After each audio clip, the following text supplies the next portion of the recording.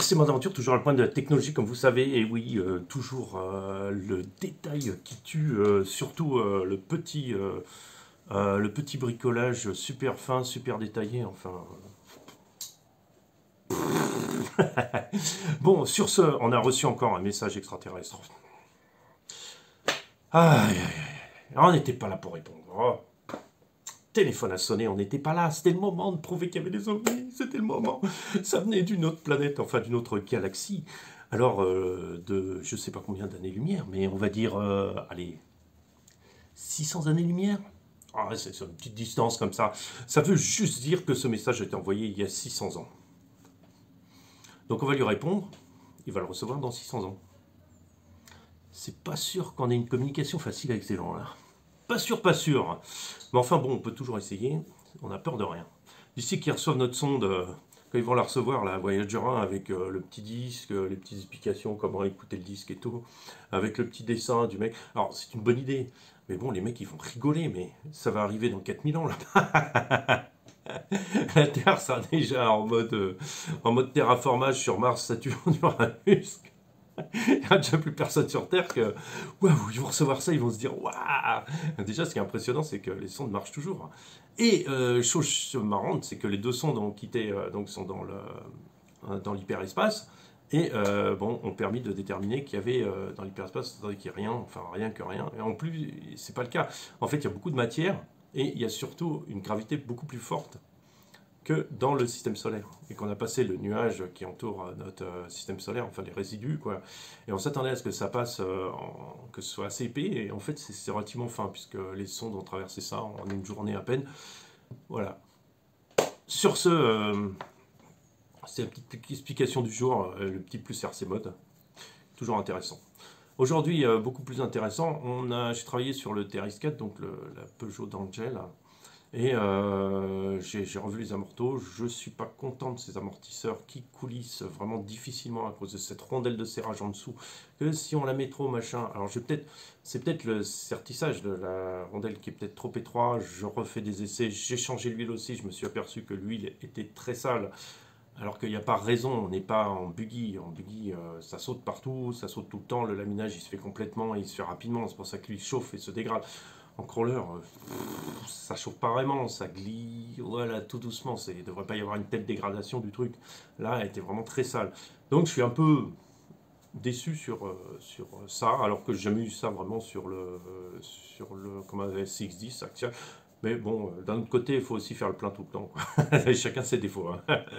Donc j'ai changé. On m'a conseillé, je voulais de l'huile plus liquide, donc j'ai pris la 200 de la 200 CPS qui correspondrait à la 20 VT, à peu près 18-20 VT, enfin à peu près, je crois que c'est ça. Voilà, vous me corrigerez ou peut-être 30. Donc moi je trouve ça relativement épais, mais bon, le résultat sur le véhicule n'a rien à voir. Petit détail scale que vous avez dû voir sur et la chaîne YouTube et sur Facebook. Il faudrait que je fasse une petite vidéo où je montre ça parce que c'est sympa d'avoir des petits détails fait maison. C'est le but du modélisme, c'est vraiment d'agrémenter son truc tout seul et pas juste d'acheter des trucs. Donc je me suis fait une petite caisse en bois. Voilà. Une petite caisse en bois qui est réaliste, relativement réaliste. De loin, de près, bon, vous voyez, c'est pas non plus, je suis pas un artiste au millimètre près, hein, je suis pas des dioramas, hein. C'est pas à ce point-là, mais de loin, ça fait largement l'affaire. J'ai retrouvé ça chez Playmobil. Je sens que la combinaison ça et ça va être assez sympa. Et on va mettre ça à l'arrière de la benne. Voilà, tout simplement, petit détail qu'on fait.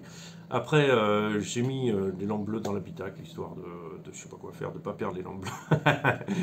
Pour l'instant, il n'y a pas d'intérieur. Je vais vous montrer ça tout de suite, on va regarder ça. Alors voilà, j'ai changé l'huile sur les amortisseurs parce que j'ai des problèmes de coulissement. Toujours ces fameux problèmes. Donc l'huile est beaucoup plus liquide. Elle est même trop fluide d'ailleurs. Bon, après, vous voyez le retour qu'il y a. Je pourrais même redescendre l'arrière un peu. Et sur l'avant, on a un léger retour comme j'aime. Alors, faut pas être tout en bas sur l'avant parce que faut qu'il y ait un petit retour. Je trouve que c'est mieux parce que en fait, ça vous laisse un petit peu de marge pour le remonter de la roue sur certains impacts. En crawling, j'ai quasiment pas de retour, encore moins, mais bon, là, on cherche un petit côté réaliste sans perdre trop en performance. Voilà.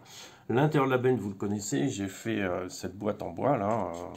Vous avez dû sur Facebook, j'ai collé, j'ai vissé un chien et j'ai collé deuxième chien. Deuxième chien est en Playmobil, voilà. Donc pour l'instant, les détails n'ont pas été plus que ça. Et donc on va mettre la caisse, j'en sais rien, peut-être là, peut-être là. Alors je la mets là, histoire que vous la voyez, avec le petit truc qui peut faire joli, qui peut faire sympa, un petit décor à la cool. Voilà, alors, qu'est-ce que j'ai fait encore? Alors, on va tourner le véhicule, comme ça vous allez voir. J'ai mis dedans une mousse noire pour cacher les fils. Pour l'instant, j'ai pas d'intérieur, viendra peut-être à l'intérieur, mais pour l'instant, j'ai pas eu le temps de m'en occuper. Donc, je me suis dit noir mat, ça va cacher les fils, ça donnera une impression d'intérieur sans vraiment qu'il soit visible. De loin, ça fait l'affaire, hein. C'est pas la peine d'en faire plus. J'ai mis 2 petites LED bleues qui s'allument hier soir, juste pour le délire, et puis parce que j'ai trouvé les LED. Donc quand ça s'éclaire, ça éclaire bleu dans l'habitacle, donc c'est pas forcément super joli à voir, à voir dans le temps. Mais j'ai fait des essais pleine nuit, et en pleine nuit, c'est vraiment flashy, donc il faut voir avec le jour, ce sera peut-être mieux. J'ai refait aussi la bande noire tout autour, parce que l'autocollant est une catastrophe. Il est très large, c'est très moche, et surtout, il est petit. Donc vous avez la bordure du caoutchouc qui passe là. On dirait la fenêtre d'un hublot de masque pour la plongée. C'est immonde. C'est très très laid. Franchement, je sais pas pourquoi ils ont fait ça, hein. Alors, qu'est-ce que j'ai fait? Ben, j'ai masqué l'intérieur. J'ai masqué au plus près du bord possible. 1 mm du bord. Et après, j'ai peint en noir avec le reste de peinture noire que j'avais. Tout simple. Je peins en pinceau aussi. J'ai pas peint à la bombe parce que je voulais pas me faire chier à masquer tout. Comment on peint en pinceau avec une bombe? Ben, vous mettez la bombe dans un couvercle en plastique, quoi que ce soit, et au pinceau, vous faites le tour tranquillement, et ça tiendra, il n'y a aucun problème. Voilà, donc c'était juste un petit détail pour que ce soit un peu plus joli. Voilà, donc les amortisseurs, c'est ces fameuses coupelles qu'on a là en dessous, là.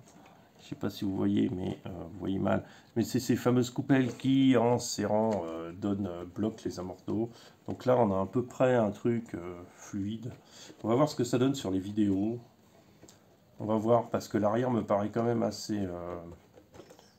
Bon, si, ça, c'est quand même ralenti, mais ça manque un peu de... Je sais pas. On va voir. On va voir. On va chercher plutôt le réalisme sur ce véhicule. On va voir comment ça se passe. Voilà, on en est sur l'engin. J'ai toujours pas... Alors, je cherche une matière jaune pour mettre dedans. Je vais trouver, vous inquiétez pas. Je vais trouver quelque chose pour avoir les phares jaunes, il n'y a pas de souci. Mais pour l'instant, c'est pas une priorité. C'est pareil, j'aurais retrouvé des grilles plus sympas que celles d'origine qui cachent vraiment trop le phare. Ce qui est un grand dommage. Pour un maximum de réalisme, vous avez vu les performances de l'engin. On est vraiment sur des très bons. Je suis très content. Voilà, on peut faire un tour à l'intérieur, comment c'est monté, comme ça je ne cache plus rien. On a un Hobbywing Axe 2300 kV avec son. Ça doit être le variateur qui va avec. Voilà, vous voyez, ça balance quand même bien, hein. J'ai supprimé le bac à batterie qui est trop et qui est inutilisable. Je mets la batterie ici, voilà, qui tient par un scratch. Tout simplement, il suffit d'entailler la petite partie là pour faire passer le scratch et c'est nickel. La carrosserie, j'ai pas voulu percer pour faire passer l'antenne, donc j'ai coupé le petit fil un peu plus court. De toute façon, on est rarement à plus de 3 mètres du véhicule. Très rarement, donc voilà.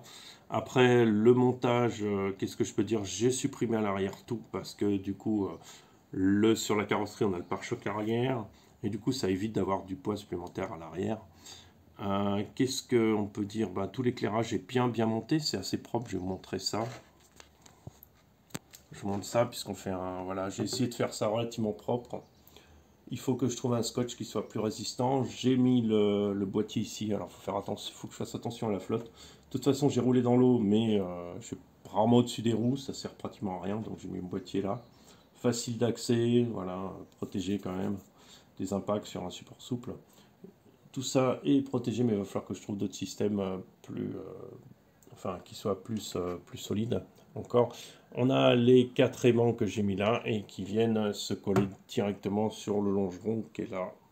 Voilà, ils viennent directement s'aimanter dessus. Normalement, ils font face à face, mais en fait, si j'en ai 4 sur le longeron, ça tient très bien. On est vraiment sur quelque chose de bien, quoi, de fier. Par contre, mon trépied, il est pas fier. Mon trépied, il se casse la figure. Preuve en direct. Donc voilà, sur ce, je vous cache rien. Si vous avez des questions, allez-y. Je vous explique tout ce que vous voulez expliquer. Il y aura une vidéo, il y en a un abonné qui m'a demandé d'expliquer un peu comment, avec les pneus, s'il faut les gonfler, dégonfler, comment tu les montes. J'avais déjà fait une vidéo, mais je vais bien en refaire une un peu plus détaillée ou différemment détaillée, avec des exemples sur chaque véhicule. Voilà, tout simplement. Écoutez, je vous souhaite une bonne journée, je vous dis à très bientôt, et n'oubliez pas de crawler, hein. Likez si vous voulez, et puis abonnez-vous, tiens, tant qu'à faire. Allez, salut à tous.